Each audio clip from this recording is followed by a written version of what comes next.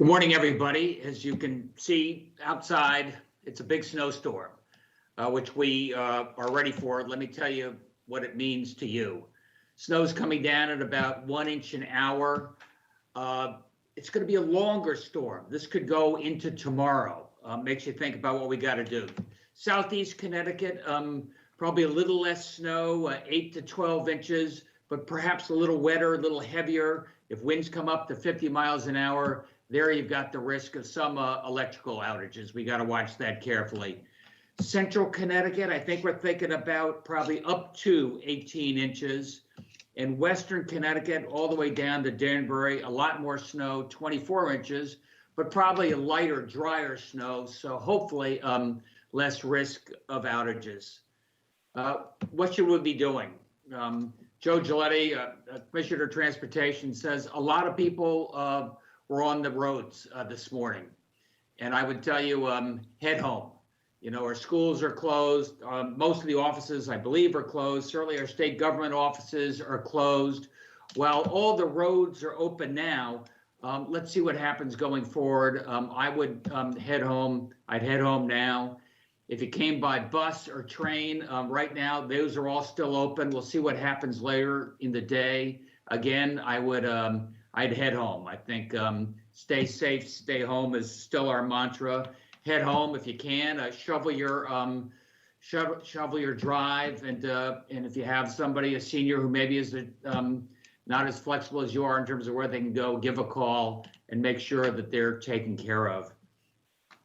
You know, stay off the roads once you get home. There's a bit of a whiteout there. It could get a lot more dangerous.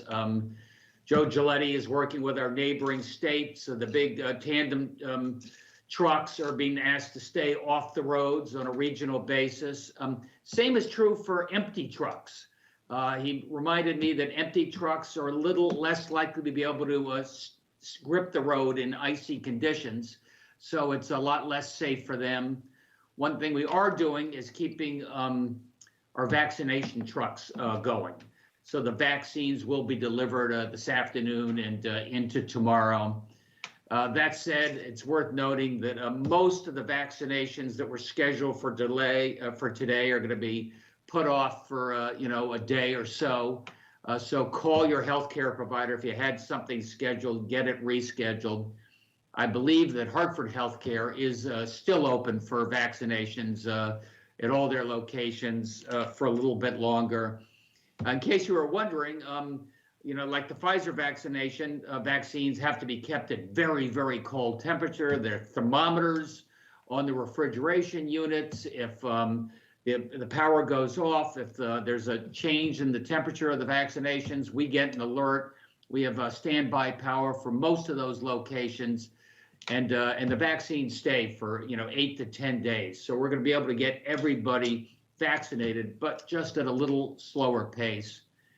The bottom line is, if you did venture out this morning, head home now. Head home while you still can. Head home while the roads are still open, and then stay safe. Stay at home. This will hopefully trail off over the next 24 hours. We're watching it carefully, and you should as well. Back to you, Max. If anyone has a question, please use the hand raise function using Microsoft Teams. I'm going to let it populate here for a moment. We will start with Keith McGilvery from Fox 61. Keith, go ahead. Governor Keith McGilvery from the Fox 61 Morning News. This morning we had some 300 plus schools notify us of cancellations, remote learning, that sort of thing. Curious on your thoughts on the future of snow days in the state of Connecticut now that remote learning is an option in so many communities. Yeah, that's a good question, Keith. I'm probably not going to be a hero to the kids.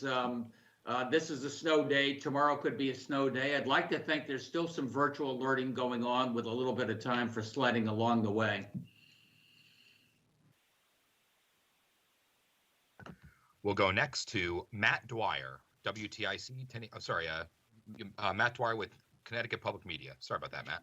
That's okay. Thanks, Max. Do you have any word as to how many vaccination clinics are closed because of the storm today, or what might happen to any extra doses if lots of people can't get to appointments today?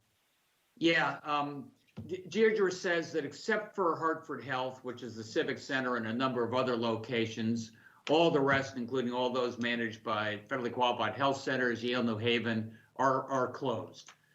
Closed for today, hopefully open tomorrow. We'll give more guidance on that at the 4 o'clock briefing.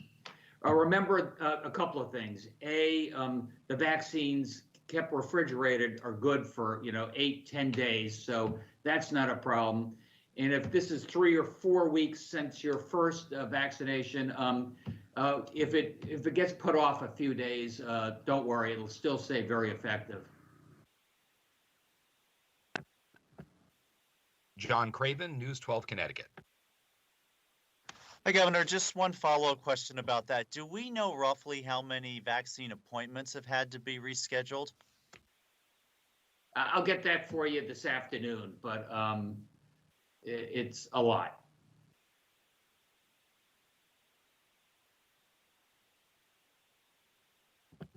Emily Brindley with the Hartford Current. Hey, Governor, the similar follow-up question. So just to, I guess, clarify here, for the doses that aren't going to be used today and tomorrow because those clinics are closed, will those be able to just be used later in the week, or is there some risk of there being unused doses that have to be used, like, more rapidly? I guess, is there risk of any of these doses going to waste, or are they going to be okay? No, there's no risk of that. These doses can be used if properly refrigerated today, tomorrow, end of this week, and beyond. As you heard, we're following the refrigeration very carefully in case there are any type of outages. Make sure we have the standby power as needed. And if there is any site that loses power and can't keep those vaccines refrigerated or frozen, is there some kind of plan for what to do with those in the course of the next few hours after they lose power? Is there some group of people standing by to get vaccinated? If they lose power, we know exactly where the standby power is. The overwhelming majority have standby power. So even if Eversource or UI loses it, there are very few outages, by the way, at this point, very few. We know where the standby is, and we know how to redirect as necessary. I'm not worried about that right now. Any sense of how many sites don't have some kind of standby power? Remember, it's the hospitals, federally qualified health centers. The overwhelming majority have standby power. Okay, thank you. Pat Eaton-Robb with the Associated Press. Hi, Governor. Has the storm affected the supply chain at all for the vaccine? Are there going to be any delays getting vaccine up to Connecticut because of this storm? Deirdre says no. Right now, everything is on schedule. Unfortunately, a lot of it is scheduled for later today, so we'll have to see what the storm is. But right now, everything is on schedule. And can you talk about Eversource and UI? Are you confident that they have the response in place if necessary in case there are major outages during this storm? A lot more confident than I was last time. Thank you. That appears to be all the questions. Thank you very. Oh, wait, one more. Matt Dwyer snuck one in there. Matt, go ahead. Thank you, Max. If I could take another bite of the apple here, do you have any information about whether there are any like vaccine deliveries being made to hospitals today with the storm? And if so, if there are any sort of special vehicles or special precautions being used to ensure that it gets through in the storm? Matt, all I can tell you is Deirdre is tracking these. We know exactly where the vaccines are supposed to be headed from Operation Warp Speed. They are in special trucks, and they're all right now on schedule. If anything changes, I'll let you know at 4. Thank you very much, everyone, for this storm briefing. The governor will be on again at 4 p.m. for a statewide COVID press conference. Governor, any final words? Close it out. Stay safe, stay home. Thanks, everybody.